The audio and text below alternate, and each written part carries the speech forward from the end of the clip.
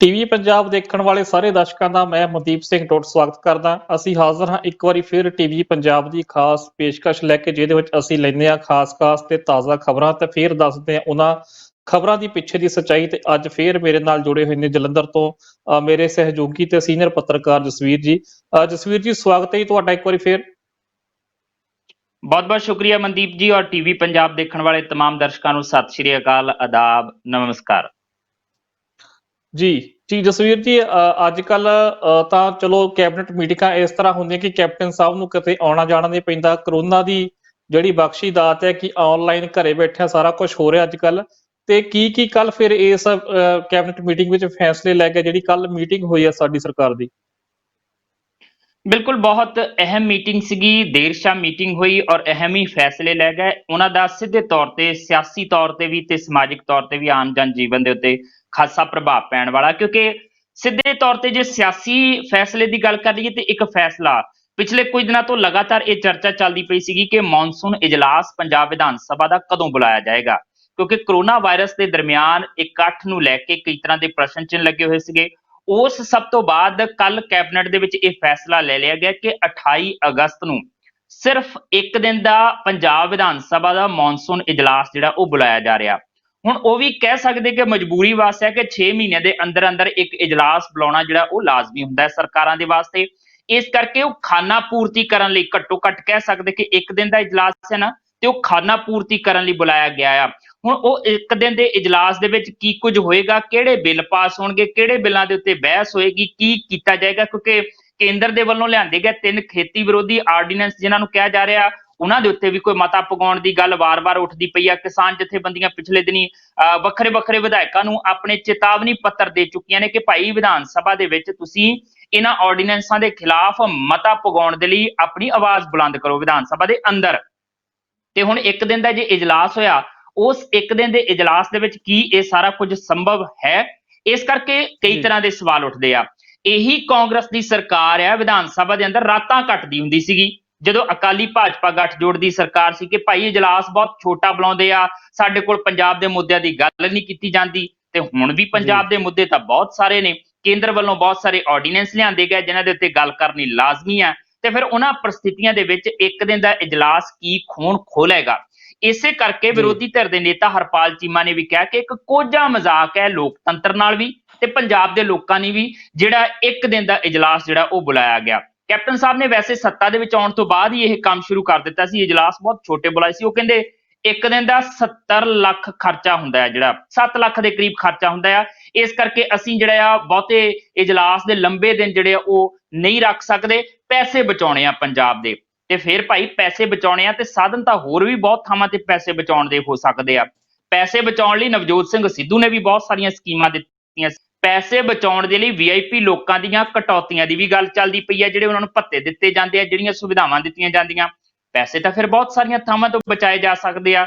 ਜਦੋਂ ਪੈਸੇ ਬਚਾਉਣ ਦੀ ਗੱਲ ਆਉਂਦੀ ਆ ਉਦੋਂ ਲੋਕਾਂ ਦੇ ਜਿੱਥੇ ਮੁੱਦੇ ਚੱਕੇ ਜਾਣੇ ਆ ਉੱਥੇ ਕਟੌਤੀਆਂ ਕੀਤੀਆਂ ਜਾਂਦੀਆਂ, ਲੋਕ ਭਲਾਈ ਸਕੀਮਾਂ ਦੇ ਵਿੱਚ ਕਟੌਤੀਆਂ ਕੀਤੀਆਂ ਜਾਂਦੀਆਂ।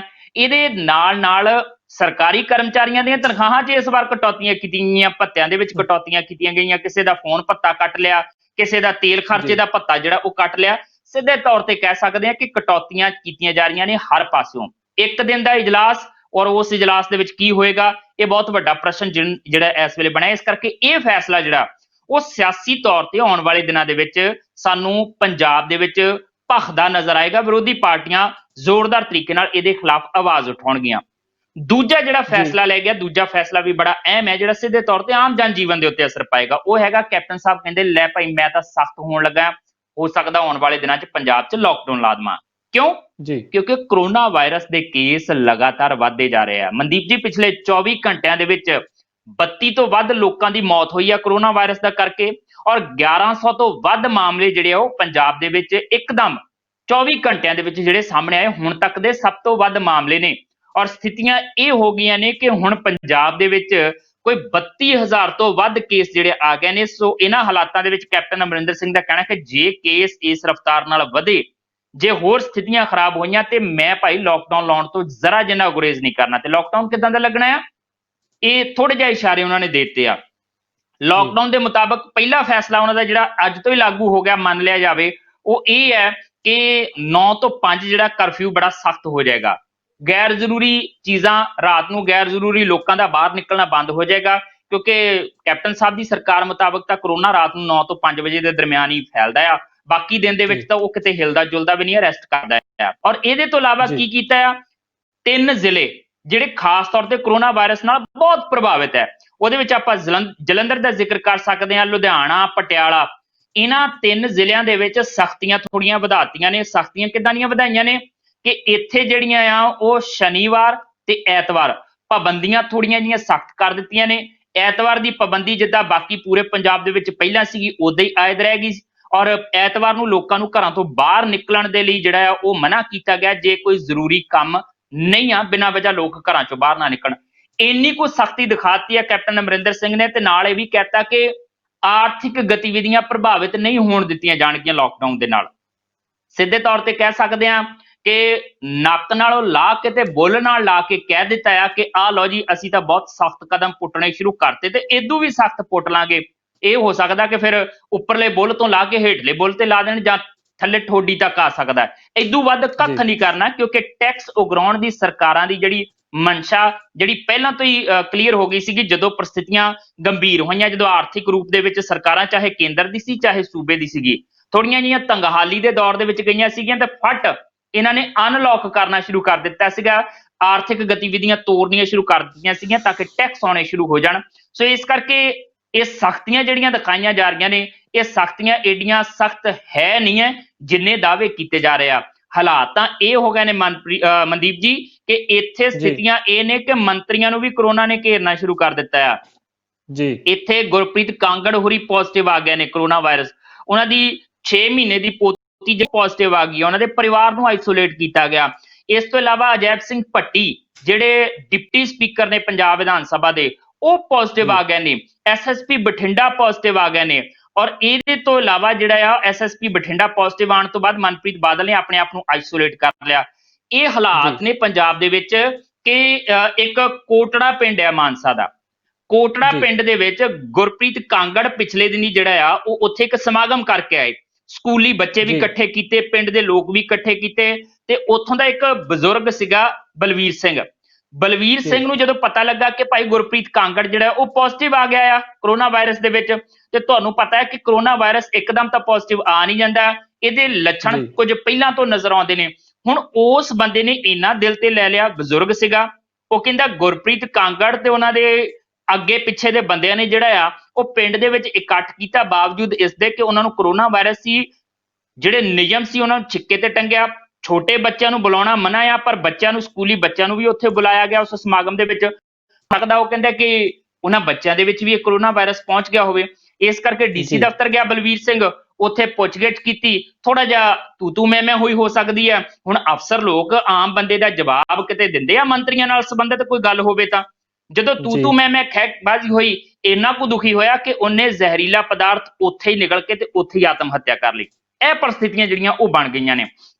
ਹੁਣ ਆਹ ਹਾਲਾਤਾਂ ਦੇ ਵਿੱਚ ਜਿਹੜਾ ਆ ਉਹ ਕਹਿ ਸਕਦੇ ਕਿ ਸਥਿਤੀਆਂ ਗੰਭੀਰ ਨੇ। ਇਹਨਾਂ ਗੰਭੀਰ ਸਥਿਤੀਆਂ ਦੇ ਵਿੱਚ ਗੰਭੀਰ ਹੀ ਫੈਸਲੇ ਲੈਣੇ ਪੈਣਗੇ ਕੈਪਟਨ ਅਮਰਿੰਦਰ ਸਿੰਘ ਹੋਰਾਂ ਨੂੰ।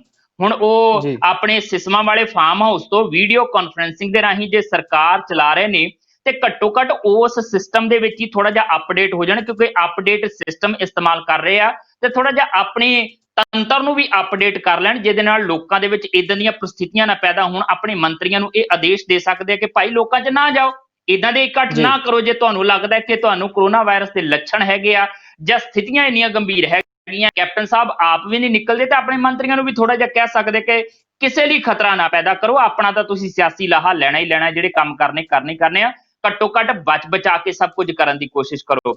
ਸੋ ਹਾਲਾਤ ਇਹ ਨੇ, ਆਪ ਇੰਨਾ ਬਚਦੇ ਆ ਕਿ ਐਸਐਸਪੀ ਬਠਿੰਡਾ ਪੋਜ਼ਿਟਿਵ ਆਇਆ ਤੇ ਮਨਪ੍ਰੀਤ ਬਾਦਲ ਨੇ ਆਪਣੇ ਆਪ ਨੂੰ ਆਈਸੋਲੇਟ ਕਰ ਲਿਆ। ਉਹ ਕਹਿੰਦੇ ਮੈਂ ਮਿਲਿਆ ਸੀਗਾ 15 ਅਗਸਤ ਵਾਲੇ ਦਿਨ ਐਸਐਸਪੀ ਨੂੰ, ਇਸ ਕਰਕੇ ਮੈਂ ਆਪਣੇ ਆਪ ਨੂੰ ਆਈਸੋਲੇਟ ਕਰਦਾ, ਨਾ ਮੈਂ ਕੋਈ ਕੰਮ ਕਰਨਾ, ਨਾ ਮੈਂ ਕਿਸੇ ਜਨਤਕ ਇਕੱਠ 'ਚ ਜਾਣਾ, ਨਾ ਮੈਂ ਕਿਸੇ ਮੀਟਿੰਗ 'ਚ ਜਾਣਾ ਆ, ਜੋ ਮਰਜ਼ੀ ਹੋ ਜਾਵੇ। ਮੈਨੂੰ ਲੱਗਦਾ ਕੱਲ ਦੀ ਕੈਬਨਿਟ ਮੀਟਿੰਗ ਦੇ ਵਿੱਚ ਵੀ ਉਹਨਾਂ ਨੇ ਵੀਡੀਓ ਕਾਨਫਰੰਸਿੰਗ ਰਾਹੀਂ ਹੀ ਆਪਣੀ ਹਾਜ਼ਰੀ ਲਵਾਈ ਹੋਣੀ ਆ, ਨਿਕਲੇ ਨਹੀਂ ਹੋਣੇ ਬਾਹਰ। ਸੋ ਸਥਿਤੀਆਂ ਇਹ ਇਸ ਸਮੇਂ ਪੰਜਾਬ ਦੇ ਵਿੱਚ ਬਣੀਆਂ ਹੋਈਆਂ ਨੇ। ਸਖਤ ਫੈਸਲੇ ਕਹਿਣ ਨੂੰ ਲੈ ਜਾ ਰਿਹਾ, ਪਰ ਕਿੰਨੇ ਕੁ ਸਖਤ ਆ ਉਹ ਤੁਹਾਡੇ ਸਾਹਮਣੇ ਆ। ਕਰੋਨਾ ਦਾ ਵੀ ਇਹਨਾਂ ਨੇ ਟਾਈਮ ਫਿਕਸ ਕੀਤਾ ਕਿ ਰਾਤ ਨੂੰ 9 ਵਜੇ ਤੋਂ 5 ਵਜੇ ਦੇ ਦਰਮਿਆਨ ਹੀ ਕਰੋਨਾ ਫੈਲਦਾ ਆ।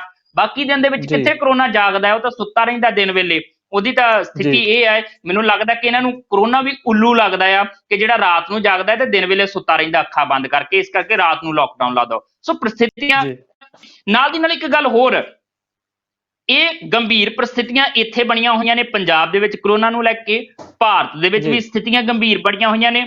ਮੈਂ ਥੋੜਾ ਜਿਹਾ, ਕਿਉਂਕਿ ਆਪਣਾ ਇਹ ਪ੍ਰੋਗਰਾਮ ਦਾ ਜਿਹੜਾ ਪੈਟਰਨ ਇਸ ਤਰੀਕੇ ਨਾਲ ਰੱਖਣਾ ਆ ਕਿ ਕਿਉਂਕਿ ਤੁਸੀਂ ਪਹਿਲਾਂ ਤਾਰਫ ਜਦੋਂ ਕਰਵਾਇਆ ਮੇਰਾ ਇਸ ਤਰੀਕੇ ਨਾਲ ਕਿਹਾ ਕਿ ਸੀਨੀਅਰ ਪੱਤਰਕਾਰ, ਮੇਰਾ ਖਿਆਲ ਹੈ ਕਿ ਜੀ ਸੀਨੀਅਰ ਜੂਨੀਅਰ ਕੋਈ ਨਹੀਂ ਆ।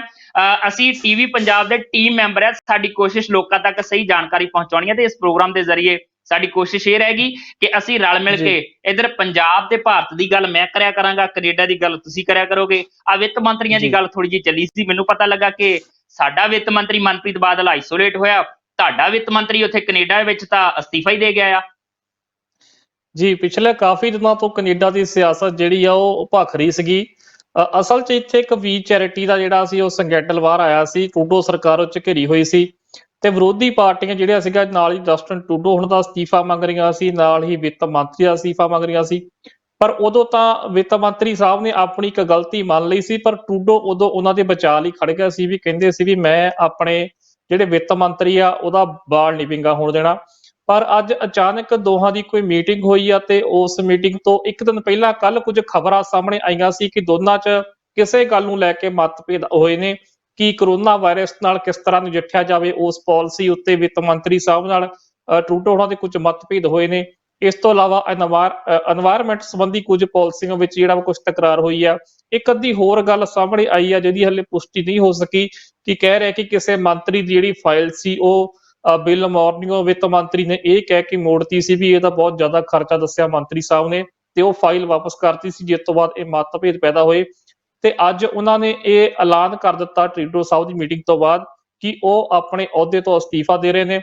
ਸਿਰਫ ਉਹਨਾਂ ਨੇ ਵਿੱਤ ਮੰਤਰੀ ਵਜੋਂ ਹੀ ਜਿਹੜਾ ਆਪਣਾ ਅਸਤੀਫਾ ਨਹੀਂ ਦਿੱਤਾ, ਉਹ as a member parliament Toronto centre ਤੋਂ ਜਿਹੜੇ MP ਸੀਗੇ ਆਪਣੇ MP ਦੇ ਅਹੁਦੇ ਤੋਂ ਵੀ ਅਸਤੀਫਾ ਦਿੱਤਾ ਉਹਨਾਂ ਨੇ। ਤੇ ਉਹ ਕਹਿ ਰਹੇ ਵੀ ਮੈਂ ਕੈਨੇਡਾ ਦੀ ਸਿਆਸਤ ਛੱਡ ਕੇ ਇੱਕ ਅੰਤਰਰਾਸ਼ਟਰੀ ਸੰਸਥਾ ਹੈ ਜੀ OECD ਜੋ ਕਿ ਫਰਾਂਸ ਵਿੱਚ ਉਹਦਾ ਮੁੱਖ ਦਫ਼ਤਰ ਹੈ, ਕਹਿੰਦੇ ਮੈਂ ਉਹਦੇ ਜਨਰਲ ਸਕੱਤਰ ਲਈ ਜਿਹੜਾ ਵਾ ਕਾਫੀ ਮੁਲਕਾਂ ਦੀ ਕਾਫੀ ਵੱਡੀ ਸੰਸਥਾ, ਕਹਿੰਦੇ ਮੈਂ ਤਾਂ ਉੱਥੇ ਚੱਲਿਆ ਜੀ, ਉੱਥੇ ਜਨਰਲ ਸਕੱਤਰ ਦੀ ਇਲੈਕਸ਼ਨ ਲੜੂੰਗਾ। ਸੋ ਹੁਣ ਲੱਗਦਾ ਕਿ ਆਉਣ ਵਾਲੇ ਦਿਨਾਂ ਵਿੱਚ ਕੈਨੇਡਾ ਨੂੰ ਨਵਾਂ ਵਿੱਤ ਮੰਤਰੀ ਮਿਲੂਗਾ। ਇੱਥੇ ਨਾਲ ਇਹ ਵੀ ਸੰਭਾਵਨਾ ਜਤਾਈ ਜਾ ਰਹੀ ਹੈ ਕਿ ਹੋ ਸਕਦਾ ਕਿ ਹੋਰ ਕੁਝ ਉਥਲ ਪੁਥਲ ਹੋਵੇ ਕਿਉਂਕਿ ਘੱਟ ਗਿਣਤੀ ਸਰਕਾਰ ਹੈ, ਇੱਕ ਵੱਡਾ ਝਟਕਾ ਵੀ ਹੋ ਸਕਦਾ ਜਾਂ ਹੋ ਸਕਦਾ ਕਿ ਟਰੂਡੋ ਸਰਕਾਰ ਨੂੰ ਬਚਾਉਣ ਲਈ ਕੋਈ ਕੁਰਬਾਨੀ ਹੋਵੇ ਇਹ, ਕਿਉਂਕਿ ਸ਼ਾਇਦ ਵਿੱਤ ਮੰਤਰੀ ਦੇ ਅਸਤੀਫੇ ਤੋਂ ਬਾਅਦ ਜਿਹੜੀ ਵਿਰੋਧੀ ਧਿਰਾਂ ਆ ਕੁਝ ਠੰਡੀਆਂ ਹੋ ਜਾਣ ਵੀ ਚਲੋ ਅਸੀਂ ਘੱਟੋ ਘੱਟ ਸਰਕਾਰ ਦੀ ਇੱਕ ਵਿਕਟ ਤੇ ਜਿਹੜੀ ਉਹ ਸਿੱਟ ਲਈ ਆ। ਦੇਖਣਾ ਇਹ ਬਣਦਾ ਕਿ ਹੁਣ ਬਣਦਾ ਕੀ ਆ। ਪਰ ਅੱਜ ਦੀ ਤਾਜ਼ਾ ਤੇ ਵੱਡੀ ਖਬਰ ਕੈਨੇਡਾ ਦੀ ਸਿਆਸਤ ਦੀ ਇਹ ਹੈ ਕਿ ਸਾਡੇ ਜਿਹੜੇ ਵਿੱਤ ਮੰਤਰੀ ਸਾਹਿਬ ਆ ਉਹ ਅਸਤੀਫਾ ਦੇ ਗਏ ਆ। ਖੈਰ ਚਲੋ ਇੱਥੇ ਦੀ ਗੱਲ ਤਾਂ ਮੈਂ ਤੁਹਾਨੂੰ ਦੱਸਤੀ, ਪਰ ਇੱਕ ਬਹੁਤ ਸਾਲਾਂ ਤੋਂ ਦਹਾਕਿਆਂ ਤੋਂ ਭਖ ਦਾ ਮੁੱਦਾ ਆ ਪੰਜਾਬ ਦਾ SYL ਸੁਣਿਆ ਉੱਤੇ ਦੋਹਾਂ ਹਰਿਆਣਾ ਤੇ ਪੰਜਾਬ ਜਿਹੜੇ ਮੁੱਖ ਮੰਤਰੀ ਆ ਉਹਨਾਂ ਦੀ ਮੀਟਿੰਗ ਹੋ ਰਹੀ ਹੈ ਇਸ ਮੁੱਦੇ ਨੂੰ ਹੱਲ ਕਰਨ ਲਈ। ਕੀ ਇਹ ਹੈਗਾ ਖਬਰ ਸਾਰਾ ਤੇ ਕੀ ਇਹਦੇ ਅਸਾਰ ਆ? ਮਨਦੀਪ ਜੀ, ਇਹ ਉਹ ਮਸਲਾ ਆ ਜਿਹੜਾ ਸਿੱਧੇ ਤੌਰ ਤੇ ਪੰਜਾਬ ਦੀ ਕਿਸਾਨੀ ਦੇ ਨਾਲ ਤੇ ਆਮ ਜਨਜੀਵਨ ਨਾਲ ਜੁੜਿਆ ਹੋਇਆ ਸਿਆਸੀ ਮੁੱਦਾ ਤਾਂ ਇਹਨੂੰ ਬਣਾਇਆ ਹੀ ਬਣਾਇਆ ਗਿਆ। ਇਹ SYL ਨਹਿਰ ਦਾ ਪਾਣੀ ਜਿਹੜਾ ਹੈ ਇਹਦੇ ਵਿੱਚ ਸਿਆਸੀ ਮਧਾਣੀ ਜਦੋਂ ਦੀ ਪਈ ਹੈ, ਨਿਕਲਿਆ ਤਾਂ ਕੱਖ ਨਹੀਂ ਹੈ ਤੇ ਰਿੜਕਿਆ ਖੂਬ ਗਿਆ ਇਹਨੂੰ। ਔਰ ਇਸ ਰਿੜਕਣ ਦੇ ਵਿੱਚ ਸਰਕਾਰਾਂ ਆਈਆਂ, ਸਰਕਾਰਾਂ ਗਈਆਂ, ਕਈਆਂ ਨੂੰ ਕੁਰਸੀ ਮਿਲੀ ਤੇ ਕਈਆਂ ਦੀ ਕੁਰਸੀ ਖੁੱਸ ਗਈ। ਇਹ SYL ਨਹਿਰ ਦਾ ਮੁੱਦਾ ਇਹੋ ਜਿਹਾ। ਦਰਅਸਲ 1976 ਦੇ ਵਿੱਚ ਇਹ ਕੇਂਦਰ ਸਰਕਾਰ ਨੇ ਇੱਕ ਮਤਾ ਪਾ ਦਿੱਤਾ ਸੀਗਾ ਕਿ ਪੰਜਾਬ ਦੇ ਵਿੱਚ ਜਿਹੜਾ 7.2 MAF ਪਾਣੀ ਹੈ ਨਾ, ਉਹਦੇ ਵਿੱਚੋਂ 3.5 MAF ਪਾਣੀ ਦਾ ਹਿੱਸਾ ਜਿਹੜਾ ਉਹ ਹਰਿਆਣੇ ਨੂੰ ਦਿੱਤਾ ਜਾਏਗਾ। ਹੁਣ ਉਸੇ ਮਤੇ ਦੇ ਮੁਤਾਬਕ ਜਿਹੜਾ SYL ਨਹਿਰ ਪੁੱਟਣੀ ਸ਼ੁਰੂ ਹੋ ਗਈ ਔਰ ਉਸ SYL ਨਹਿਰ ਨੂੰ ਲੈ ਕੇ ਲੰਬਾ ਰੇੜਕਾ ਚੱਲਿਆ। 1976 ਤੋਂ ਲੈ ਕੇ ਅੱਜ ਤੱਕ ਪ੍ਰਸਥਿਤੀਆਂ ਇਹ ਨੇ ਕਿ ਕਦੀ ਉੱਥੇ ਕਤਲੋਗਾਰਤ ਵੀ ਹੋਈ ਹੈ, ਕਦੀ ਇਹਨਾਂ ਸਿਆਸੀ ਪਾਰਟੀਆਂ ਨੇ ਮੋਰਚੇ ਵੀ ਲਾਏ ਆ ਤੇ ਵਿੱਚ ਅਸੀਂ ਇਹ ਵੀ ਦੇਖਿਆ ਕਿ ਇਹਨਾਂ ਸਿਆਸੀ ਪਾਰਟੀਆਂ ਨੇ ਆਪਣੇ ਹਿੱਤਾਂ ਲਈ ਹਾਮੀ ਵੀ ਭਰੀ ਆ। ਉਸ ਨਹਿਰ ਨੂੰ ਪੁੱਟਣ ਦੇ ਲਈ, ਪੂਰਾ ਕਰਨ ਦੇ ਲਈ ਆਪੋ ਆਪਣੇ ਸਿਆਸੀ ਹਿੱਤਾਂ ਦੇ ਤਹਿਤ ਪੰਜਾਬ ਦੇ ਹਿੱਤ ਗਹਿਣੇ ਵੀ ਰੱਖੇ ਆ। ਕਿਉਂਕਿ ਜਦੋਂ ਅਸੀਂ ਗੱਲ ਕਰਦੇ ਆ ਨਾ ਕਿ ਇਹ ਸਥਿਤੀਆਂ ਪੈਦਾ ਕਿਉਂ ਹੋਈਆਂ, ਇਹ ਸਾਡੇ ਸੂਬੇ ਦੀਆਂ ਪ੍ਰਮੁੱਖ ਪਾਰਟੀਆਂ ਜਿਹੜੀਆਂ ਅਸੀਂ ਅਕਾਲੀ ਭਾਜਪਾ ਗੱਠਜੋੜ ਦੀ ਵੀ ਗੱਲ ਕਰਾਂਗੇ ਤੇ ਕਾਂਗਰਸ ਦੀ ਵੀ ਗੱਲ ਕਰਾਂਗੇ। ਦੋਨੋਂ ਜ਼ਿੰਮੇਵਾਰ ਨੇ। ਕੇਂਦਰ ਦੇ ਵਿੱਚ ਸਰਕਾਰ ਭਾਵੇਂ ਕਾਂਗਰਸ ਦੀ ਰਹੀ ਯੂਪੀਏ ਦੀ, ਭਾਵੇਂ ਐਨਡੀਏ ਦੀ ਸਰਕਾਰ ਆਈ, ਉਸ ਸਰਕਾਰ ਨੇ ਤਾਂ ਆਪਣੇ ਹਿੱਤਾਂ ਦੇ ਮੁਤਾਬਕ ਹੀ ਕੰਮ ਕਰਨਾ ਸੀਗਾ। ਪਰ ਪੰਜਾਬ ਦੀਆਂ ਪਾਰਟੀਆਂ ਨੇ ਵੀ ਪੰਜਾਬ ਦੇ ਹਿੱਤਾਂ ਲਈ ਕੋਈ ਬਹੁਤਾ ਹੰਭਲਾ ਨਹੀਂ ਮਾਰਿਆ, ਕੋਈ ਗੱਲ ਬਹੁਤੀ ਓਡੇ ਪੁਰਜ਼ੋਰ ਤਰੀਕੇ ਦੇ ਨਾਲ ਕੀਤੀ ਨਹੀਂ। ਹੁਣ ਪ੍ਰਸਥਿਤੀਆਂ ਕੀ ਹੋ ਗਈਆਂ ਕਿ ਜਦੋਂ ਮਾਮਲਾ ਵਿਗੜ ਗਿਆ, ਉਸ ਸਭ ਤੋਂ ਬਾਅਦ ਮਾਮਲਾ ਸੁਪਰੀਮ ਕੋਰਟ ਪਹੁੰਚਾ। ਸੁਪਰੀਮ ਕੋਰਟ ਨੇ ਇੱਕ ਦੋ ਵਾਰੀ ਫੈਸਲਾ ਵੀ ਸੁਣਾਇਆ, ਉਹ ਫੈਸਲਾ ਹਰਿਆਣੇ ਦੇ ਪੱਖ ਦੇ ਵਿੱਚ ਗਿਆ, ਪਰ ਉਦੋਂ ਬਾਅਦ ਸਥਿਤੀਆਂ ਵਿਗੜਦੀਆਂ ਦੇਖ ਕੇ ਸੁਪਰੀਮ ਕੋਰਟ ਨੇ ਕਹਿ ਦਿੱਤਾ ਕਿ ਭਾਈ ਠੀਕ ਆ, ਜੇ ਤੁਹਾਨੂੰ ਲੱਗਦਾ ਕਿ ਇਦਾਂ ਨਹੀਂ ਤੇ ਤੁਹਾਨੂੰ ਇੱਕ ਵਕਤ ਦਿੱਤਾ ਜਾਂਦਾ, ਉਸ ਵਕਤ ਦੇ ਦਰਮਿਆਨ ਜਿਹੜਾ ਆ ਤੁਸੀਂ ਦੋਨੋਂ ਸੂਬੇ ਆਪਸ ਦੇ ਵਿੱਚ ਮਿਲ ਕੇ ਜਿਹੜਾ ਆ ਉਹ ਸਾਂਝੇ ਤੌਰ ਤੇ ਕੋਈ ਫੈਸਲਾ ਲੈ ਲਓ, ਅਸੀਂ ਉਸ ਫੈਸਲੇ ਨੂੰ ਹੀ ਉਸ ਤਰੀਕੇ ਨਾਲ ਦੇਖ ਲਾਂਗੇ, ਲਾਗੂ ਕਰ ਦਿੱਤਾ ਜਾਏਗਾ। ਹੁਣ ਲੰਬੀ ਕਵਾਇਦ ਤੋਂ ਬਾਅਦ ਅੱਜ ਮੁੱਖ ਮੰਤਰੀ ਕੈਪਟਨ ਅਮਰਿੰਦਰ ਸਿੰਘ ਤੇ ਜਿਹੜੇ ਮਨੋਹਰ ਲਾਲ ਖੱਟਰ ਨੇ ਹਰਿਆਣੇ ਦੇ ਮੁੱਖ ਮੰਤਰੀ, ਇਹਨਾਂ ਦੇ ਵਿਚਕਾਰ ਜਿਹੜੀ ਆ ਉਹ ਮੁਲਾਕਾਤ ਹੋ ਰਹੀ ਹੈ, ਮੀਟਿੰਗ ਹੋ ਰਹੀ ਹੈ ਦਿੱਲੀ ਦੇ ਵਿੱਚ। ਦਿੱਲੀ ਦੇ ਵਿੱਚ ਮਨੋਹਰ ਲਾਲ ਖੱਟਰ ਹੋਰੀ ਤਾਂ ਕੱਲ ਪਹੁੰਚ ਗਿਆ, ਪਰ ਕੈਪਟਨ ਸਾਹਿਬ ਦਿੱਲੀ ਨਹੀਂ ਜਾਣਗੇ। ਕੈਪਟਨ ਸਾਹਿਬ ਇੱਥੋਂ ਹੀ ਵੀਡੀਓ ਕਾਨਫਰੰਸਿੰਗ ਦੇ ਰਾਹੀਂ, ਇੱਥੇ ਤਾਂ ਪੂਰਾ ਸੂਬਾ ਉਹ ਵੀਡੀਓ ਕਾਨਫਰੰਸਿੰਗ ਰਾਹੀਂ ਚਲਾਉਂਦੇ ਆ, ਸੋ ਇਸ ਕਰਕੇ ਉਸ ਵੀਡੀਓ ਕਾਨਫਰੰਸਿੰਗ ਰਾਹੀਂ ਹੀ ਉਹ ਉਸ ਮੀਟਿੰਗ ਦੇ ਵਿੱਚ ਸ਼ਾਮਲ ਹੋਣਗੇ। ਤੇ ਜਿਹੜੇ ਜਲ ਸ਼ਕਤੀ ਮੰਤਰੀ ਨੇ ਕੇਂਦਰ ਸਰਕਾਰ ਦੇ, ਗਜੇਂਦਰ ਸਿੰਘ ਸ਼ੇਖਾਵਤ, ਉਹ ਵਿਚੋਲਗੀ ਕਰਨਗੇ ਇਸ ਮੀਟਿੰਗ ਦੇ ਵਿੱਚ। ਫਿਲਹਾਲ ਇਹਦੇ ਨਤੀਜੇ ਕੀ ਨਿਕਲਦੇ ਆ ਇਹ ਇਸ ਮੀਟਿੰਗ ਤੋਂ ਬਾਅਦ ਪਤਾ ਲੱਗੇਗਾ, ਪਰ ਘੱਟੋ ਘੱਟ ਸਿਆਸਤ ਹੁਣ ਤੋਂ ਹੀ ਸ਼ੁਰੂ ਹੋ ਗਈ ਆ। ਸਿਆਸਤ ਇਸ ਕਦਰ ਸ਼ੁਰੂ ਹੋ ਗਈ ਹੈ, ਸੁਖਬੀਰ ਬਾਦਲ ਹੋਰਾਂ ਦਾ ਮੈਂ ਬਿਆਨ ਪੜ੍ਹ ਰਿਹਾ ਸੀਗਾ ਇਸ ਨੁਕਤੇ ਦੇ ਉੱਤੇ। ਸੁਖਬੀਰ ਬਾਦਲ ਹੋਰੀ ਕੈਪਟਨ ਅਮਰਿੰਦਰ ਸਿੰਘ ਹੋਰਾਂ ਨੂੰ ਸਲਾਹ ਦੇ ਰਹੇ ਆ ਕਿ ਭਾਈ ਇਹ ਪੰਜਾਬ ਦੇ ਹਿੱਤ ਤੁਸੀਂ ਕਿਤੇ ਗਹਿਣੇ ਨਾ ਰੱਖਿਆ ਜੋ ਕੇਂਦਰ ਸਰਕਾਰ ਦੇ ਕੋਲ, ਇਹ ਲਾਈਫ ਲਾਈਨ ਹੈ ਪਾਣੀ ਪੰਜਾਬ ਦੇ ਲਈ, ਨਦੀਆਂ ਨਹਿਰਾਂ ਤੇ ਦਰਿਆਵਾਂ ਦਾ, ਤੇ ਜੇ ਇਹ ਤੁਸੀਂ ਦੇ ਆਂਦਾ ਹਰਿਆਣੇ ਨੂੰ ਉਹ ਹਿੱਸਾ ਵੰਡਿਆ ਆਂਦਾ ਉੱਥੇ, ਤੇ ਪੰਜਾਬ ਦੇ ਕਿਸਾਨਾਂ ਦੀ ਲਾਈਫ ਲਾਈਨ ਜਿਹੜੀ ਆ ਉਹ ਖਤਮ ਹੋ ਜਾਏਗੀ। ਇਹ ਸੁਖਬੀਰ ਬਾਦਲ ਹੋਰਾਂ ਦਾ ਕਹਿਣਾ ਆ, ਤੇ ਮੇਰਾ ਖਿਆਲ ਹੈ ਕਿ ਉਹ ਭੁੱਲ ਜਾਂਦੇ ਆ ਕਿ ਇਸ ਹਮਾਮ ਦੇ ਵਿੱਚ ਤਾਂ ਸਾਰੇ ਹੀ ਨੰਗੇ ਆ। ਇਹ ਉਹਨਾਂ ਦੀ ਆਪਣੀ ਪਾਰਟੀ ਸੀ ਨਾ, ਆਪਣੀ ਸਰਕਾਰ ਸੀ ਨਾ, ਜਦੋਂ 2 ਕਰੋੜ ਦਾ ਚੈੱਕ ਇਹਨਾਂ ਨੇ ਹਰਿਆਣੇ ਦੇ ਕੋਲ ਲਿਆ ਸੀਗਾ, ਦੇਵੀ ਲਾਲ ਦੇ ਕੋਲੋਂ ਯਾਰੀਆਂ ਨਿਭਾਈਆਂ ਸੀਗੀਆਂ, ਤੇ SYL ਨਹਿਰ ਰਾਹੀਂ ਪਾਣੀ ਦੇਣ ਦੀ ਗੱਲ ਜਿਹੜੀ ਆ ਉਹ ਕਬੂਲ ਲਈ ਸੀ, ਇਹ ਇਹਨਾਂ ਦੀ ਆਪਣੀ ਸਰਕਾਰ ਸੀ ਨੇ। ਤੇ ਜੇ ਕਹਿ ਲਵੇ ਕਾਂਗਰਸ ਦੇ ਵੱਲੋਂ ਕੈਪਟਨ ਸਾਹਿਬ ਬੜੇ ਸਾਫ਼ ਸੁਥਰੇ ਤੇ ਪੰਜਾਬ ਦੇ ਹਿੱਤਾਂ ਵਾਲੇ ਆ, ਤੇ ਉੱਥੇ ਵੀ ਗੱਲ ਕਰ ਲੈਂਦੇ। ਕਪੂਰੀ ਦੇ ਵਿੱਚ ਜਿਹੜਾ ਚਾਂਦੀ ਦੀ ਕਈ ਨਾਲ ਟੱਕ ਲਾਇਆ ਸੀਗਾ, ਉਹ ਕਿਹਨੇ ਲਗਵਾਇਆ ਸੀਗਾ, ਕੌਣ ਉੱਥੇ ਮੌਜੂਦ ਸੀਗਾ, ਤੇ ਫਿਰ ਕੈਪਟਨ ਸਾਹਿਬ ਵੀ ਇਸ ਹਮਾਮ ਦੇ ਵਿੱਚ ਓਨੇ ਕੁ ਨੰਗੇ ਆ। ਬਾਅਦ ਵਿੱਚ ਭਾਵੇਂ ਇਹਨਾਂ ਸਿਆਸੀ ਪਾਰਟੀਆਂ ਨੇ ਸਾਡੇ ਲੋਕਾਂ ਨੂੰ ਦਿਖਾਉਣ ਦੇ ਲਈ ਉਹਨਾਂ ਕੀਤੇ ਕਿਰਾਏ ਤੇ ਪਾਣੀ ਫੇਰਨ ਦੀ ਕੋਸ਼ਿਸ਼ ਕੀਤੀ, ਬਾਦਲ ਸਾਹਿਬ ਕੀਤਾ, ਉਹ ਚੈੱਕ ਵਾਪਸ ਭੇਜਿਆ ਹਰਿਆਣੇ ਦੀ ਸਰਕਾਰ ਨੂੰ ਜਿਹੜਾ ਉਹਨਾਂ ਨੇ ਲਿਆ ਸੀਗਾ ਕਿਸੇ ਸਮੇਂ। ਕੈਪਟਨ ਸਾਹਿਬ ਨੇ ਕੀ ਕੀਤਾ, ਕੈਪਟਨ ਸਾਹਿਬ ਨੇ 2004 ਦੇ ਵਿੱਚ ਇੱਕ ਮਤਾ ਪਾਸ ਕਰ ਦਿੱਤਾ ਕਿ ਲਓ ਜੀ ਅਸੀਂ ਪਾਣੀ ਨਹੀਂ ਦੇਣਾ, ਪੰਜਾਬ ਦੇ ਪਾਣੀਆਂ ਦੇ ਉੱਤੇ ਸਾਡਾ ਆਪਣਾ ਹੱਕ ਹੈ। ਹਾਲਾਂਕਿ ਉਹ ਮਤਾ ਕਿਸ ਤਰੀਕੇ ਨਾਲ ਪੁਗਾਇਆ ਗਿਆ, ਉਸ ਮਤੇ ਦੇ ਉੱਤੇ ਰਾਜਪਾਲ ਦੇ ਦਸਤਖਤ ਕਿਉਂ ਨਹੀਂ ਹੋਏ, ਇਹ ਕਈ ਤਰ੍ਹਾਂ ਦੇ ਪ੍ਰਸ਼ਨ ਚਿੰਨ੍ਹ ਜਿਹੜੇ ਆ ਉਹ ਲੱਗੇ ਹੋਏ ਆ ਕਿ ਭਾਈ ਨੀਅਤ ਪਾਕ ਸਾਫ਼ ਸੀ ਉਦੋਂ ਉਹ ਮਤਾ ਪਗਾਉਣ ਵੇਲੇ ਜਾਂ ਨਹੀਂ ਸੀਗੀ। ਸੋ ਇਸ ਕਰਕੇ ਕਹਿ ਸਕਦੇ ਹਾਂ ਕਿ ਇਹ ਸਿਆਸੀ ਪਾਰਟੀਆਂ ਨੇ ਹਿੱਤ ਤਾਂ ਗਹਿਣੇ ਰੱਖੇ ਆ। ਹੁਣ ਸਵਾਲ ਤਾਂ ਇਹ ਵੀ ਉੱਠਦਾ ਆ ਕਿ ਜੇ ਬਾਦਲ ਸਾਹਿਬ ਇਹ ਕਹਿੰਦੇ ਆ ਕਿ ਹਿੱਤ ਕਿਸਾਨਾਂ ਦੇ ਤੁਸੀਂ ਕੇਂਦਰ ਦੇ ਅੱਗੇ ਗਹਿਣੇ ਨਾ ਰੱਖਿਆ ਹੋ, ਹਰਿਆਣੇ ਦੇ ਅੱਗੇ ਗਹਿਣੇ ਨਾ ਰੱਖਿਆ ਹੋ, ਵੰਡ ਕੇ ਨਾ ਆਇਓ ਪਾਣੀਆਂ ਨੂੰ। ਜਦੋਂ ਕੇਂਦਰ ਦੇ ਵਿੱਚ ਐਨਡੀਏ ਦੀ ਸਰਕਾਰ ਸੀ, ਤੁਸੀਂ ਭਾਈਵਾਲ ਸੀ, ਪੰਜਾਬ ਦੇ ਵਿੱਚ ਤੁਹਾਡੀ ਸਰਕਾਰ ਸੀ, ਉਦੋਂ ਵੀ ਆਵਾਜ਼ਾਂ ਇਸ ਤਰ੍ਹਾਂ ਦੀਆਂ ਬਹੁਤ ਸਾਰੀਆਂ ਉੱਠੀਆਂ ਸੀਗੀਆਂ। ਕਿੰਨਾ ਕੁ ਤੁਸੀਂ ਆਪਣੀ ਕੇਂਦਰ ਸਰਕਾਰ ਦੇ ਉੱਤੇ ਦਬਾਅ ਪਾਇਆ ਸੀਗਾ ਕਿ ਭਾਈ ਸਾਡੇ ਹਿੱਤ ਜਿਹੜੇ ਆ ਉਹਨਾਂ ਨੂੰ ਸੁਰੱਖਿਅਤ ਰੱਖਿਆ ਜਾਵੇ ਤੇ ਸਾਡੇ ਪੰਜਾਬ ਦੇ ਪਾਣੀਆਂ ਨੂੰ ਪੰਜਾਬ ਦੇ ਵਿੱਚ ਰਹਿਣ ਦਿੱਤਾ ਜਾਵੇ। ਰਾਈਪੇਰੀਅਨ ਸਿਧਾਂਤ ਦੇ ਮੁਤਾਬਕ ਅਸੀਂ ਜਿਹਨੂੰ ਮਰਜ਼ੀ ਹੋਈ ਪਾਣੀ ਦਿਆਂਗੇ ਤੇ ਜਿਹਨੂੰ ਮਰਜ਼ੀ ਹੋਈ ਪਾਣੀ ਨਹੀਂ ਦਿਆਂਗੇ। ਕੋਈ ਆਵਾਜ਼ ਨਹੀਂ ਚੁੱਕੀ, ਉਦੋਂ ਤਾਂ ਕਿਹਾ ਨਹੀਂ। ਹੁਣ ਭਾਰਤੀ ਜਨਤਾ ਪਾਰਟੀ ਜਿਹੜੀ ਆ ਉਹ ਨਹੀਂ ਆਵਾਜ਼ ਚੁੱਕਦੀ। ਕਿਉਂ ਨਹੀਂ ਤੁਸੀਂ ਆਪਣੀ ਪਾਰਟੀ ਜਿਹੜੀ ਭਾਈਵਾਲ ਹੈਗੀ ਉਹਨੂੰ ਕਹਿੰਦੇ ਕਿ ਭਾਈ ਸਾਡੇ ਨਾਲ ਆਓ, ਪੰਜਾਬ ਦੇ ਪਾਣੀਆਂ ਦੇ ਹਿੱਤਾਂ ਦੇ ਲਈ ਲੜਾਈ ਲੜਨੀ ਆ, ਆਵਾਜ਼ ਬੁਲੰਦ ਕਰੋ। ਉਹ ਨਹੀਂ ਚੂੰ ਕਰਦੇ ਕਿਉਂਕਿ ਕੇਂਦਰ ਦੇ ਵਿੱਚ ਉਹਨਾਂ ਦੀ ਆਪਣੀ ਤਾਂ ਸਰਕਾਰ ਹੈ, ਅਕਾਲੀ ਦਲ ਹੋਰਾਂ ਦੀ ਵੀ ਆਪਣੀ ਸਰਕਾਰ ਹੈ। ਹੁਣ ਇਹੀ ਗੱਲ ਜਿਹੜੀ ਆ ਉਹ ਭਾਜਪਾ ਨੂੰ ਵੀ ਕਹੀ ਜਾ ਸਕਦੀ ਆ। ਪ੍ਰਕਾਸ਼ ਸਿੰਘ ਬਾਦਲ ਜਿਨ੍ਹਾਂ ਦੇ ਪੈਰੀਂ ਹੱਥ ਲਾਉਂਦੇ ਨੇ ਪ੍ਰਧਾਨ ਮੰਤਰੀ ਨਰਿੰਦਰ ਮੋਦੀ, ਉਹ ਕਹਿ ਸਕਦੇ ਆ ਉਹਨਾਂ ਨੂੰ ਕਿ ਭਾਈ ਤੁਸੀਂ ਪ੍ਰਧਾਨ ਮੰਤਰੀ ਹੋ ਤੇ ਸਾਡੇ ਹਿੱਤਾਂ ਦਾ ਸੂਬੇ ਦਿਆਂ ਦੇ ਤੇ ਮੇਰੀ ਜਿਹੜੀ ਤੁਸੀਂ ਇੱਜ਼ਤ ਕਰਦੇ ਹੋ ਉਹਨਾਂ ਦਾ ਥੋੜਾ ਬਹੁਤਾ ਖਿਆਲ ਰੱਖ ਲਿਓ, ਪੰਜਾਬ ਦੇ ਹਿੱਤ ਦੀ ਗੱਲ ਕਿਤੇ ਨਾ ਕਿਤੇ ਕਰ ਲਿਓ। ਆਪਣੇ ਮੰਤਰੀ ਨੂੰ ਕਹਿ ਦਿਓ ਕਿ ਥੋੜਾ ਜਿਹਾ ਇਸ ਤਰੀਕੇ ਨਾਲ ਗੱਲ ਜਿਹੜੀ ਹੈ ਉਹ ਕਰ ਲਈ ਜਾਵੇ। ਨਹੀਂ ਕਰਦੇ, ਬਿਆਨਬਾਜ਼ੀਆਂ ਖੂਬ ਹੁੰਦੀਆਂ ਨੇ। ਇਹਨਾਂ ਬਿਆਨਬਾਜ਼ੀਆਂ ਦੇ ਸਿੱਟੇ ਕੀ ਨਿਕਲਦੇ ਆ ਉਹ ਅਸੀਂ ਸਾਰੇ ਜਣੇ ਜਾਣਦੇ ਆ। ਕਦੀ ਉੱਥੇ ਕਤਲੋਗਾਰਦ ਹੁੰਦੀ ਹੈ, ਕਦੀ ਹਰਿਆਣੇ ਵਾਲੇ ਚੜ ਕੇ ਆ ਜਾਂਦੇ ਆ ਸ਼ੰਭੂ ਬਾਰਡਰ ਤੱਕ ਕਦੀ ਇਧਰਲੇ ਚਲ ਜਾਂਦੇ ਆ ਉੱਥੋਂ ਤੱਕ। ਸੋ ਪ੍ਰਸਥਿਤੀਆਂ ਇਹ ਆ ਕਿ ਟਕਰਾਅ ਦੇ ਹਾਲਾਤ ਬਹੁਤ ਬਣਦੇ ਨੇ। ਉਹਨਾਂ ਟਕਰਾਅ ਦੇ ਹਾਲਾਤਾਂ ਦੇ ਵਿੱਚ ਭਿੜਦਾ ਕੌਣ ਆ, ਮਰਦਾ ਕੌਣ ਆ, ਪਿਸਦਾ ਕੌਣ ਆ? ਹਰਿਆਣੇ ਦਾ ਆਮ ਵਿਅਕਤੀ, ਆਮ ਕਿਸਾਨ, ਤੇ ਪੰਜਾਬ ਦਾ ਆਮ ਵਿਅਕਤੀ ਤੇ ਆਮ ਕਿਸਾਨ। ਇਹ ਸਿਆਸੀ ਜੀ ਲੀਡਰ ਉਹ ਜਿੱਦਾਂ ਅੱਗ ਲਾ ਕੇ ਡੱਬੂ ਕੰਧ ਤੇ ਬਹਿ ਜਾਂਦਾ ਨਾ, ਇਹੀ ਕੰਮ ਕਰਦੇ। ਇਹ ਲੜਾਈਆਂ ਛੇੜ ਲੈਂਦੇ ਆ, ਆਪ ਕਿਨਾਰੇ ਤੇ ਹੋ ਜਾਂਦੇ ਆ, ਜਦਕਿ ਜਿੰਨੇ ਸਿਆਪੇ ਆ ਪਾਏ ਹੋਏ ਇਹਨਾਂ ਦੇ ਆਪਣੇ ਹੀ ਆ। ਜੇ ਇਹ ਪੰਜਾਬ ਦੇ ਹਿੱਤਾਂ ਦੇ ਮੁਤਾਬਕ ਫੈਸਲੇ ਲੈਂਦੇ ਹੋਏ, ਜੇ ਪੰਜਾਬ ਦੇ ਹਿੱਤਾਂ ਦਾ ਖਿਆਲ ਰੱਖਦੇ ਹੋਏ ਸਿਆਸਤ ਕਰਨ, ਤੇ ਮੈਨੂੰ ਨਹੀਂ ਲੱਗਦਾ ਕਿ ਇਦਾਂ ਦੇ ਰੇੜਕੇ ਜਿਹੜੇ ਆ ਉਹ ਪੈ ਸਕਦੇ ਆ। ਬਾਕੀ ਜੀ ਕੇਂਦਰ ਬੇਈਮਾਨੀ ਹਮੇਸ਼ਾ ਪੰਜਾਬ ਦੀ ਹੈ, ਭਾਵੇਂ ਕੇਂਦਰ ਦੇ ਵਿੱਚ ਕਾਂਗਰਸ ਦੀ ਸਰਕਾਰ ਸੀ ਤੇ ਭਾਵੇਂ ਇਸ ਵੇਲੇ ਐਨਡੀਏ ਦੀ ਸਰਕਾਰ ਆ। ਭਾਈ ਉਹਨਾਂ ਨੇ ਤਾਂ ਇਹ ਦੇਖਣਾ ਕਿ ਹਰਿਆਣੇ 'ਚ ਮਨੋਹਰ ਲਾਲ ਖੱਟਰ ਦੀ ਸਰਕਾਰ ਹੈ, ਭਾਰਤੀ ਜਨਤਾ ਪਾਰਟੀ ਦੀ ਸਰਕਾਰ ਹੈ, ਤੇ ਪੰਜਾਬ ਦੇ ਵਿੱਚ ਕਾਂਗਰਸ ਦੀ ਸਰਕਾਰ ਹੈ। ਇਸ ਕਰਕੇ ਫੈਸਲਾ ਇਸ ਤਰੀਕੇ ਨਾਲ ਲਿਆ ਜਾਵੇ ਜਾਂ ਝੁਕਾਅ ਇਸ ਤਰੀਕੇ ਦਾ ਰੱਖਿਆ ਜਾਵੇ ਕਿ ਆਪਣੇ ਬਚ ਜਾਣ, ਦੂਜਿਆਂ ਦਾ ਕੋਈ ਗੱਲ ਨਹੀਂ, ਉਸ ਤਰੀਕੇ ਨਾਲ ਦੇਖ ਲਾਂਗੇ। ਸੋ ਇਹ ਜੀ ਇਸ ਵੇਲੇ ਬਣੀਆਂ ਹੋਈਆਂ ਨੇ। ਫੈਸਲਾ ਭਾਵੇਂ ਮੀਟਿੰਗ ਤੋਂ ਬਾਅਦ ਕੋਈ ਵੀ ਆਉਂਦਾ, ਪਰ ਘੱਟੋ ਘੱਟ ਇਹ ਕਹਿ ਸਕਦੇ ਆ ਜਿਹੜੀਆਂ ਹੁਣ ਬਿਆਨਬਾਜ਼ੀਆਂ ਸ਼ੁਰੂ ਹੋਈਆਂ ਨੇ, ਜਿਹੜੇ ਦਾਅਵੇ ਠੋਕੇ ਜਾ ਰਹੇ ਆ, ਇਹ ਸਾਰੇ ਦਾਅਵੇ ਇਹਨਾਂ ਸਿਆਸੀ ਆਗੂਆਂ ਦੇ ਖੋਖਲੇ ਨੇ। ਇਹ ਥੋੜਾ ਜਿਹਾ ਹੱਕ ਸੱਚ ਦੀ ਗੱਲ ਕਰਨ, ਇਹਨਾਂ ਨੂੰ ਪਤਾ ਲੱਗ ਜਾਏਗਾ ਕਿੱਥੇ ਕਿੱਥੇ ਇਹਨਾਂ ਨੇ ਗਲਤੀਆਂ ਕੀਤੀਆਂ ਔਰ ਉਹਨਾਂ ਗਲਤੀਆਂ ਦਾ ਖਾਮਿਆਜ਼ਾ ਹੁਣ ਪੰਜਾਬ ਨੂੰ ਕਿਸ ਤਰੀਕੇ ਨਾਲ ਭੁਗਤਣਾ ਪੈ ਰਿਹਾ। ਜੀ ਜੀ ਬਿਲਕੁਲ, ਇਹ ਕਹਿ ਸਕਦੇ ਹਾਂ ਕਿ ਐਸਵਾਈਐਲ 'ਚ ਭਾਵੇਂ ਅੱਜ ਤੱਕ ਤੇ ਇੱਕ ਪਾਣੀ ਦੀ ਬੂੰਦ ਤਾਂ ਨਹੀਂ ਵਗੀ, ਪਰ ਸ਼ਾਇਦ ਇਹ ਇਹੋ ਜਿਹੀ ਨਹਿਰ ਹੈ ਜਿੱਥੇ ਦੋਵਾਂ ਸੂਬਿਆਂ 'ਚ ਵੋਟਾਂ ਤਾਂ ਭਰੀ ਆ ਤੇ ਨੱਕੋ ਨੱਕ ਵਗਦੀ ਆ।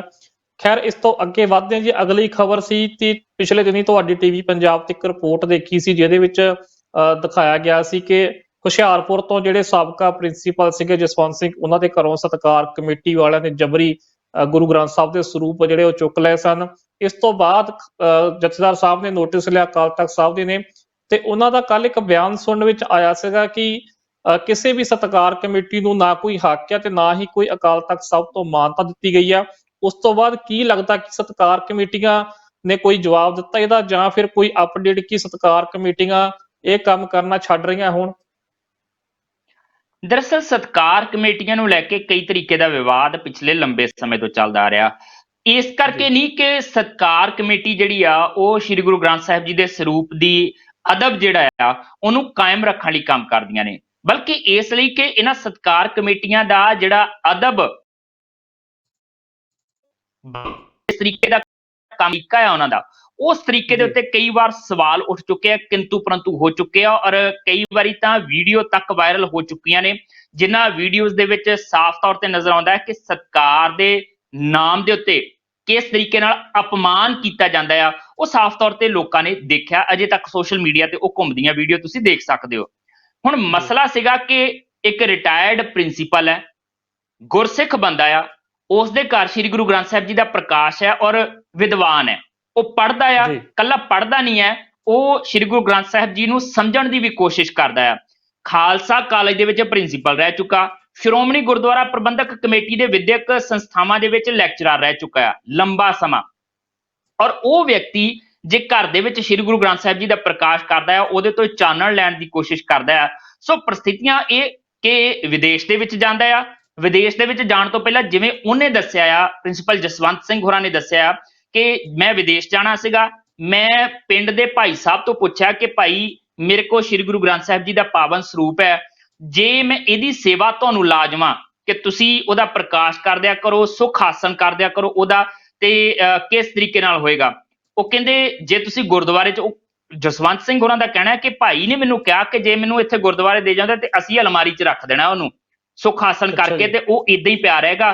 ਤੇ ਫਿਰ ਉਹ ਕਹਿੰਦੇ ਠੀਕ ਹੈ, ਜੇ ਤੁਸੀਂ ਵੀ ਅਲਮਾਰੀ 'ਚ ਹੀ ਰੱਖਣਾ ਤੇ ਇਦਾਂ ਹੀ ਮੈਂ ਰਹਿਤ ਮਰਿਆਦਾ ਕਰਕੇ ਸਾਰਾ ਕੁਝ ਜੋ ਰਵਾਇਤਾਂ ਹੈ ਜਿਸ ਤਰੀਕੇ ਨਾਲ ਹੋਣਾ ਚਾਹੀਦਾ, ਇਸੇ ਤਰੀਕੇ ਨਾਲ ਮੈਂ ਉਹਨਾਂ ਦਾ ਸੁਖ ਆਸਨ ਕਰਕੇ ਆਪਣੇ ਘਰ ਦੀ ਅਲਮਾਰੀ ਜਿੱਥੇ ਉਹਨਾਂ ਦਾ ਪ੍ਰਕਾਸ਼ ਸੀਗਾ ਉਸੇ ਹੀ ਲਾਗੇ ਅਲਮਾਰੀ ਦੇ ਵਿੱਚ ਮੈਂ ਰੱਖ ਜਾਵਾਂਗਾ। ਸੋ ਇਹੀ ਨੁਕਤਾ ਜਿਹੜਾ ਆ ਮੈਨੂੰ ਲੱਗਦਾ ਕਿਤੇ ਨਾ ਕਿਤੇ ਜਿਹੜਾ ਉਹ ਸਤਿਕਾਰ ਕਮੇਟੀ ਨੂੰ ਜਿਹੜਾ ਉਹ ਨਾਗਵਾਰ ਗੁਜ਼ਰਿਆ। ਉਹਦੇ ਤੋਂ ਬਾਅਦ ਜੀ ਸਤਿਕਾਰ ਕਮੇਟੀ ਉਹਨਾਂ ਦੇ ਘਰੇ ਗਈ, ਗੱਲਬਾਤ ਕੀਤੀ, ਵਿਚਾਰ ਵਟਾਂਦਰਾ ਜਸਵੰਤ ਸਿੰਘ ਮੁਤਾਬਕ ਉਹ ਕਹਿੰਦੇ ਮੈਂ ਗੱਲਬਾਤ ਕਰਨ ਦੀ ਕੋਸ਼ਿਸ਼ ਕੀਤੀ, ਮੇਰੇ ਨਾਲ ਗੱਲਬਾਤ ਠੀਕ ਤਰੀਕੇ ਨਾਲ ਨਹੀਂ ਕੀਤੀ ਗਈ ਔਰ ਪਾਵਨ ਸਰੂਪ ਜਿਹੜਾ ਉਹ ਚੁੱਕ ਕੇ ਲੈ ਗਏ ਨੇ। ਹੁਣ ਉਹਦੇ ਤੋਂ ਬਾਅਦ ਪ੍ਰਿੰਸੀਪਲ ਜਸਵੰਤ ਸਿੰਘ ਨੇ ਨਾ ਸਿਰਫ ਥਾਣੇ ਰਿਪੋਰਟ ਰਖਾਈ, ਸ਼੍ਰੀ ਅਕਾਲ ਤਖਤ ਸਾਹਿਬ ਦੇ ਜਥੇਦਾਰ ਨੂੰ ਮੇਲ ਵੀ ਕਰ ਦਿੱਤੀ। ਹੁਣ ਮੇਲ ਜਾਣ ਤੋਂ ਬਾਅਦ ਬਕਾਇਦਾ ਗਿਆਨੀ ਹਰਪ੍ਰੀਤ ਸਿੰਘ ਹੋਰਾਂ ਨੇ ਕਿਹਾ ਕਿ ਇੱਕ ਵੀ ਜਿਹੜੀਆਂ ਇਹ ਸੰਸਥਾਵਾਂ ਨੇ ਉਹਨਾਂ ਨੂੰ ਇਹ ਹੱਕ ਨਹੀਂ ਦਿੱਤਾ ਜਾ ਸਕਦਾ ਕਿ ਕਿਸੇ ਘਰੋਂ ਭਾਈ ਤੁਸੀਂ ਸਰੂਪ ਚੱਕ ਕੇ ਲੈ ਕੇ ਆਓ। ਇੰਜ ਇਹ ਬਿਨਾਂ ਸ਼੍ਰੀ ਅਕਾਲ ਤਖਤ ਸਾਹਿਬ ਦੀ ਮਰਜ਼ੀ ਤੋਂ ਨਹੀਂ ਹੋ ਸਕਦਾ। ਹੁਣ ਉਹਦੇ ਤੋਂ ਬਾਅਦ ਕੀ ਹੋਇਆ, ਕਿਉਂਕਿ ਬੜਾ ਤਿੱਖਾ ਬਿਆਨ ਸੀਗਾ ਹਰਪ੍ਰੀਤ ਸਿੰਘ ਹੋਰਾਂ ਦਾ। ਕੱਲ ਸਤਕਾਰ ਕਮੇਟੀਆਂ ਜਿਹੜੀਆਂ ਵੱਖਰੀਆਂ ਵੱਖਰੀਆਂ ਸੀਗੀਆਂ ਉਹ ਸ਼੍ਰੀ ਅਕਾਲ ਤਖਤ ਸਾਹਿਬ ਗਈਆਂ, ਮੁਲਾਕਾਤ ਕੀਤੀ ਗਿਆਨੀ ਹਰਪ੍ਰੀਤ ਸਿੰਘ ਨਾਲ, ਔਰ ਨਿਕਲ ਕੇ ਸਪਸ਼ਟ ਰੂਪ ਦੇ ਵਿੱਚ ਕਹਿਤਾ ਕਿ ਭਾਈ ਅਸੀਂ ਤਾਂ ਜਿਵੇਂ ਕੰਮ ਅਸੀਂ ਉਵੇਂ ਹੀ ਕੰਮ ਕਰਨਾ ਆ। ਜੇ ਇਹ ਗੱਲ ਕਹੀ ਜਾਂਦੀ ਹੈ ਸ਼੍ਰੀ ਅਕਾਲ ਤਖਤ ਸਾਹਿਬ ਦੇ ਜਥੇਦਾਰ ਵੱਲੋਂ ਕਿ ਆਪੇ ਹੀ ਬਣੀਆਂ ਇਹ ਸਤਕਾਰ ਕਮੇਟੀਆਂ ਨੂੰ ਕੋਈ ਹੱਕ ਨਹੀਂ, ਉਹ ਕਹਿੰਦੇ ਇਹ ਬੜਾ ਗਲਤ ਹੈ, ਅਸੀਂ ਆਪਣਾ ਕੰਮ ਇਸੇ ਤਰੀਕੇ ਨਾਲ ਕਰਦੇ ਰਹਿਣਾ ਆ। ਹੁਣ ਸਵਾਲ ਇਹ ਉੱਠਦਾ ਆ ਕਿ ਜਦੋਂ ਸਿੱਖ ਕੌਮ, ਸਿੱਖ ਜਥੇਬੰਦੀਆਂ ਸ਼੍ਰੀ ਅਕਾਲ ਤਖਤ ਸਾਹਿਬ ਨੂੰ ਸਰਵੋਤਮ ਮੰਨਦੀਆਂ ਨੇ, ਜਥੇਦਾਰ ਸਾਹਿਬ ਦੇ ਕਹੇ ਹੁਕਮਾਂ ਨੂੰ ਜਿਹੜਾ ਉਹ ਸਿਰ ਮੱਥੇ ਕਬੂਲ ਕਰਦੀਆਂ ਨੇ, ਤੇ ਫਿਰ ਸਤਕਾਰ ਕਮੇਟੀਆਂ ਕਹਿੰਦੀਆਂ ਕਿ ਅਸੀਂ ਨਹੀਂ ਕਬੂਲ ਕਰਨਾ, ਕਿਉਂਕਿ ਜਦੋਂ ਉਹ ਕਹਿੰਦੀਆਂ ਨੇ ਕਿ ਅਸੀਂ ਉਦਾਂ ਹੀ ਕੰਮ ਕਰਨਾ ਆ ਭਾਵੇਂ ਜੋ ਮਰਜ਼ੀ ਕਿਹਾ ਜਾਵੇ, ਤੇ ਫਿਰ ਇਹਦਾ ਮਤਲਬ ਇਹ ਹੋਏਗਾ ਕਿ ਉਹ ਸ਼੍ਰੀ ਅਕਾਲ ਤਖਤ ਸਾਹਿਬ ਦੇ ਹੁਕਮਾਂ ਦੀ ਉਲੰਘਣਾ ਕਰ ਰਿਹਾ। ਤੇ ਫਿਰ ਕੀ ਮੰਨਿਆ ਜਾਵੇ ਕਿ ਕੀ ਉਹ ਆਪਣੇ ਆਪ ਨੂੰ ਸ਼੍ਰੀ ਅਕਾਲ ਤਖਤ ਸਾਹਿਬ ਤੋਂ ਸੁਪਰੀਮ ਮੰਨਦੇ ਨੇ, ਜਾਂ ਉਹਨਾਂ ਨੂੰ ਲੱਗਦਾ ਕਿ ਉਹ ਇੰਨੇ ਸਹੀ ਨੇ ਤੇ ਜਥੇਦਾਰ ਸਾਹਿਬ ਦਾ ਫੈਸਲਾ ਇੰਨਾ ਗਲਤ ਹੈ ਕਿ ਉਹਦੇ ਉੱਤੇ ਤੁਰਿਆ ਨਹੀਂ ਜਾ ਸਕਦਾ। ਸੋ ਸਵਾਲ ਵੱਡਾ ਆ, ਚਿੰਤਾ ਵੱਡੀ ਹੈ, ਤੇ ਮੈਨੂੰ ਲੱਗਦਾ ਕਿ ਆਉਣ ਵਾਲੇ ਦਿਨਾਂ ਦੇ ਵਿੱਚ ਇਹ ਮਾਮਲਾ ਭਖੇਗਾ ਵੀ, ਔਰ ਇਸ ਮਾਮਲੇ ਦੇ ਉੱਤੇ ਸਾਡੇ ਸਿੱਖ ਚਿੰਤਕਾਂ ਨੂੰ, ਬੁੱਧੀਜੀਵੀਆਂ ਨੂੰ ਮਿਲ ਬੈਠ ਕੇ ਵਿਚਾਰ ਕਰਨੀ ਪਏਗੀ। ਇਹ ਸਤਕਾਰ ਕਮੇਟੀਆਂ ਦੇ ਆਗੂਆਂ ਨੂੰ ਬਿਠਾ ਕੇ ਉਹਨਾਂ ਦੇ ਨਾਲ ਗੱਲਬਾਤ ਕਰਨੀ ਪਏਗੀ, ਕਿਉਂਕਿ ਜੋ ਪੈਟਰਨ ਹੈ ਸਤਕਾਰ ਕਮੇਟੀ ਦਾ ਸਤਕਾਰ ਕਰਵਾਉਣ ਦਾ, ਮੈਨੂੰ ਲੱਗਦਾ ਕਿ ਉੱਥੇ ਕਿਤੇ ਨਾ ਕਿਤੇ ਕੁਝ ਖਾਮੀਆਂ ਜ਼ਰੂਰ ਹੈਗੀਆਂ, ਉਹ ਰਵੱਈਏ ਦੇ ਵਿੱਚ ਖਾਮੀਆਂ ਜ਼ਰੂਰ ਹੈਗੀਆਂ। ਕੋਈ ਸ਼ੱਕ ਨਹੀਂ ਹੈ ਕਿ ਬੇਅਦਬੀ ਨਹੀਂ ਹੋਣੀ ਚਾਹੀਦੀ ਸ਼੍ਰੀ ਗੁਰੂ ਗ੍ਰੰਥ ਸਾਹਿਬ ਜੀ ਦੀ। ਜੇ ਕੋਈ ਸਰੂਪ ਘਰ ਦੇ ਵਿੱਚ ਰੱਖਦਾ ਤੇ ਉਹਦਾ ਅਦਬ ਵੀ ਉਸੇ ਤਰੀਕੇ ਨਾਲ ਬਰਕਰਾਰ ਰੱਖਣਾ ਪਏਗਾ, ਰਹਿਤ ਮਰਿਆਦਾ ਨੂੰ ਧਿਆਨ ਦੇ ਵਿੱਚ ਰੱਖਣਾ ਪਏਗਾ। ਸੋ ਇਸ ਕਰਕੇ ਲਾਜ਼ਮੀ ਹੈ ਉਹ ਚੀਜ਼ ਹੋਣੀ ਵੀ, ਪਰ ਜਿਹੜਾ ਰਵੱਈਆ ਸਤਕਾਰ ਕਮੇਟੀਆਂ ਦਾ ਹੁੰਦਾ ਹੈ, ਜਿਸ ਤਰੀਕੇ ਦੀ ਧੌਂਸ ਦਿਖਾਈ ਜਾਂਦੀ ਹੈ, ਮੈਨੂੰ ਲੱਗਦਾ ਕਿ ਉੱਥੇ ਜ਼ਰੂਰ ਕਿਤੇ ਨਾ ਕਿਤੇ ਕਿੰਤੂ ਪਰੰਤੂ ਉੱਠ ਰਹੇ ਆ ਤੇ ਆਉਣ ਵਾਲੇ ਉੱਠਣਗੇ।